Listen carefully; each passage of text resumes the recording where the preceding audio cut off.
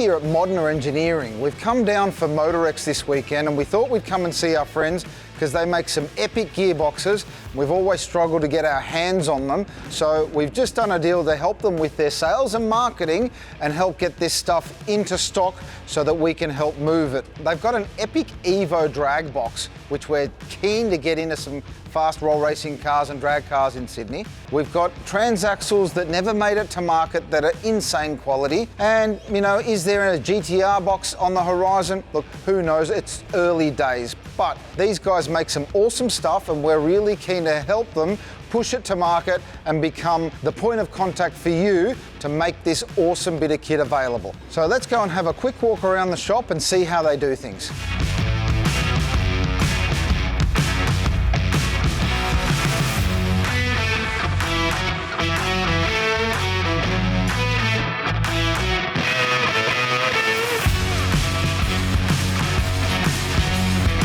Starting off here, we've got some NV5000 machines. Epic old machine, they go forever. That one's got a 4-axis trunnion table. This one's a standard NV like the one we've got up in Tuggerah.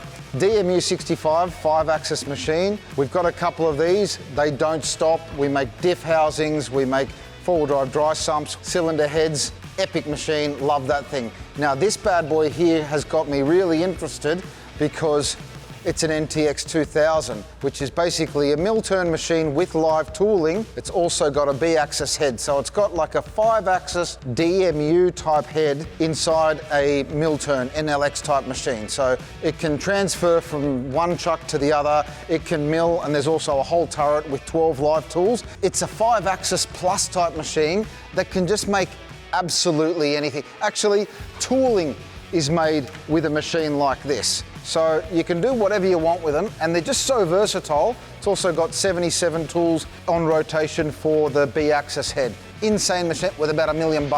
Awesome. Now, we've also got an NLX and there's a couple of mill-turn machines here which we run a lot of in Sydney.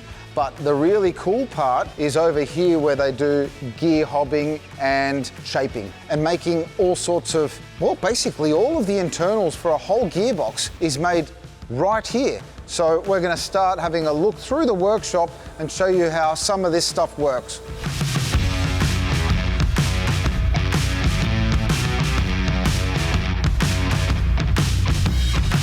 Now these are some old Sawa equipment which you can still buy and they haven't really evolved much. They're 30 years old, but they are like new and they make the most epic cuts.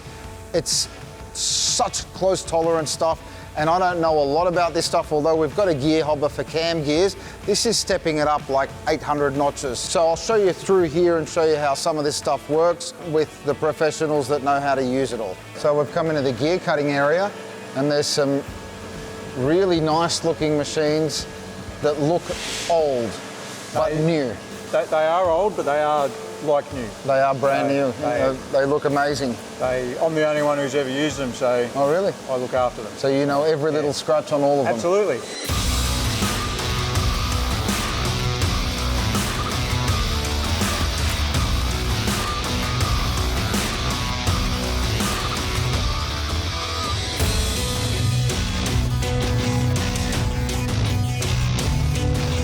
I found a axle over there, which is a beautiful bit of gear, so you would hob an axle like this? Absolutely. In that machine, because it's got an open bore? Yep, can go pretty much all the way down to the floor. It's a long axle? So, yeah. And if you have a look at the quality of that, it's just a beautiful shape. Yeah, you can put them in milling machines and use form cutters and things like that, but you're never going to get a true tooth form unless you hob it. So we've been milling our axles? Yes. Yeah.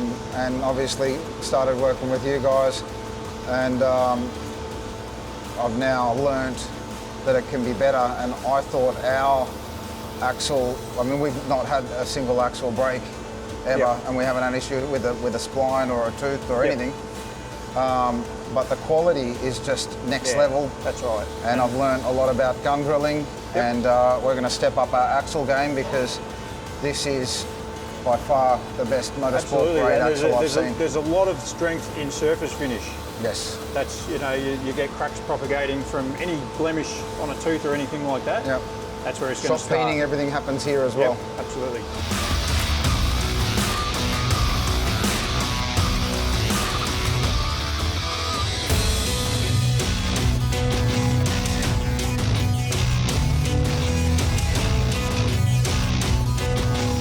So obviously, having an engineering background, I just love stuff.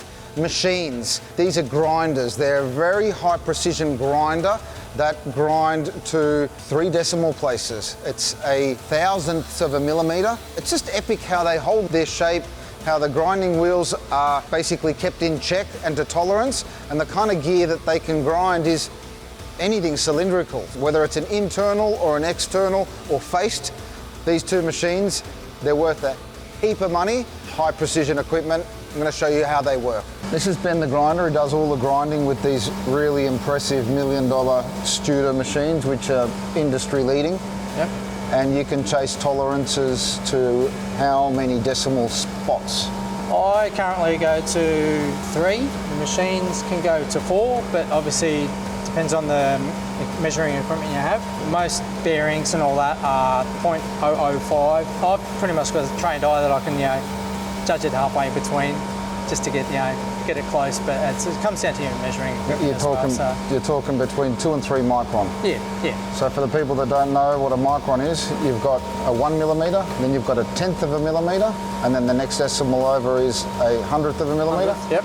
And then you're talking a micron is a 100th of a millimeter? 100th? Or is it a 1,000th of a millimeter? That'd be called a 1,000th, I think. It's a 1,000th of a millimeter. Yeah.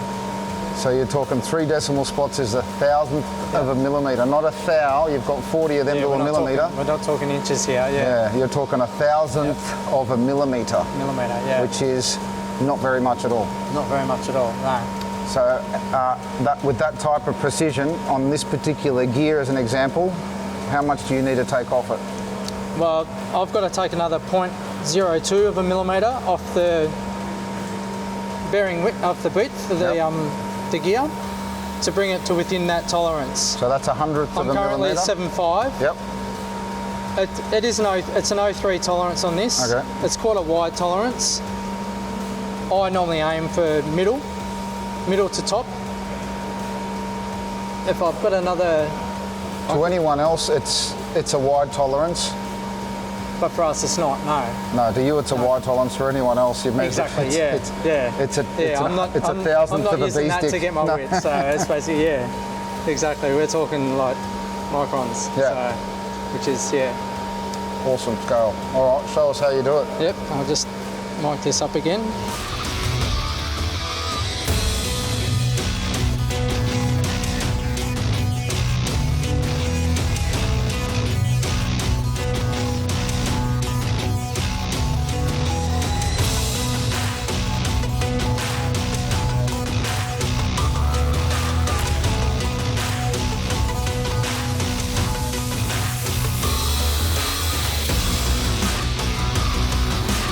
Here's a Subaru STI box I was telling you about. This one's in for a service. It's actually been running for about 10 years.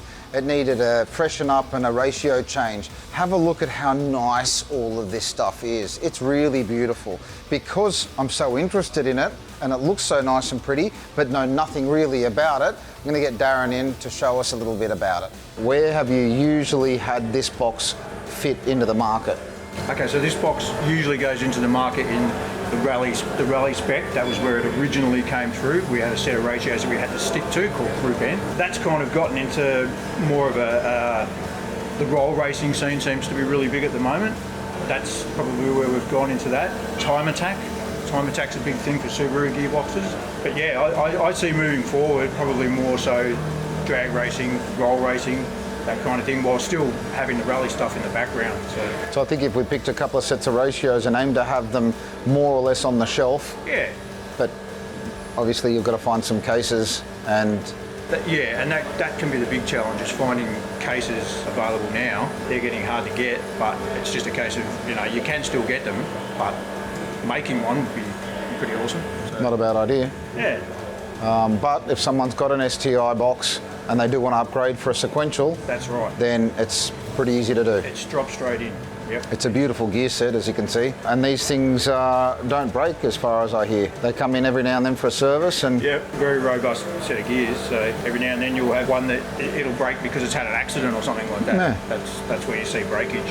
Frank was telling me that you guys don't sell many parts to service boxes because they don't sort of break. No, more so when they were H pattern, you'd always be replacing dog rings, dog gears and things like that. But the sequential system, it kind of actually helps the longevity of the parts. This tiny little Subaru gearbox, it's got, the axles that come out for the front wheels. Yep. And then it's got the bit that goes to the back. Yep.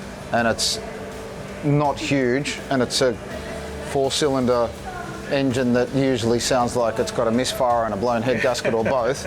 But some of them crank some power. I've heard of 1,000 horsepower, 1,000 horsepower plus. Yeah, absolutely. And up to 1,500 horsepower has probably been something that we have done with success. Not everyone's putting out that power. That's an insane amount of power for a little car. Yeah, it is.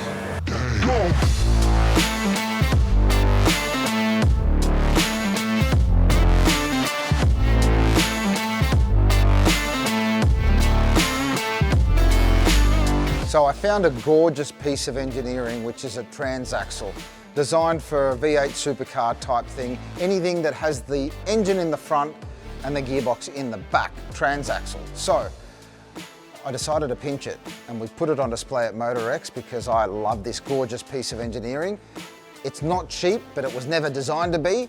I'm going to talk you through it at Motorex.